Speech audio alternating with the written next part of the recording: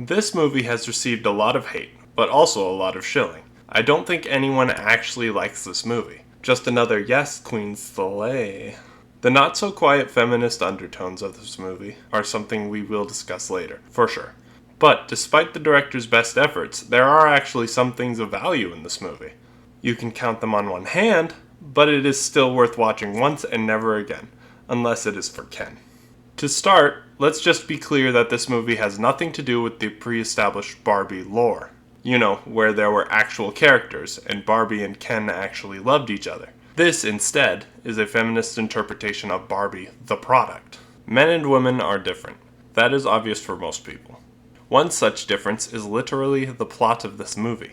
When it comes to toys, women project themselves onto the toys, making the toy reflect their choices and personalities. Apparently, this is also why some women can't read third-person books, though that might be an internal dialogue issue. Men, however, see themselves in the toys, hence why I'm Just Ken is the most recognized song from the film. He's literally me. Ken also points out that the real world is like the opposite of Barbie Land. Going off this premise is interesting. In Barbie Land, Kens are homeless, marginalized, and basically completely disregarded. The Barbies talk down to all of them, even the cool Ken. When we went to the real world, women were way better off than the Kens in Barbie Land. For one, they had actual jobs, even if the incompetent men didn't know their titles. But that doesn't really matter. What does matter is that this is a direct window into the feminist worldview.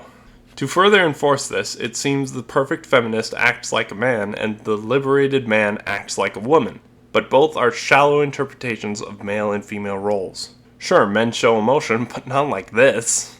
I also learned recently that feeling or looking stupid is a really big deal for women.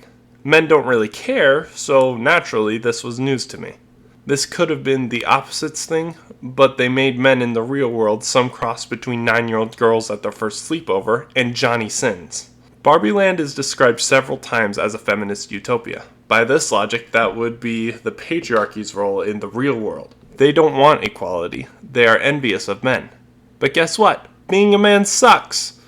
You have no intrinsic value and have your success as a person determined by your job or role in some kind of organization.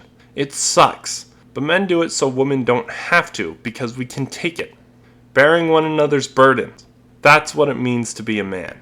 And it's hard to be a man when there's a gun in your hand. To leave your family for any period of time is unbearable for men and women.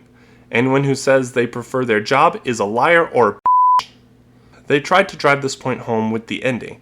If Barbie isn't Barbie, then what is she? But once more, it was a shallow pity party.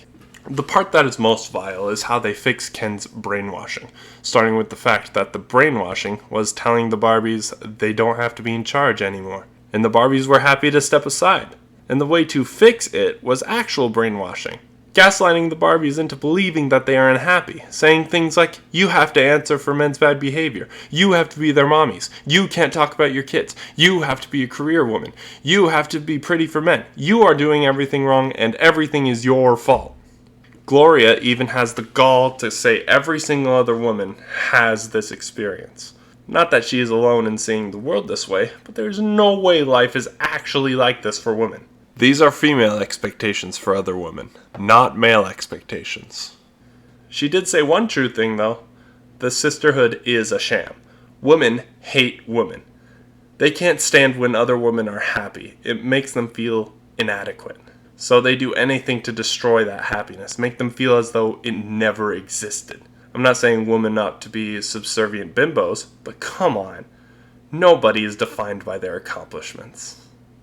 So once more, I say that everyone should watch this movie, but only once. And those are my thoughts on Barbie.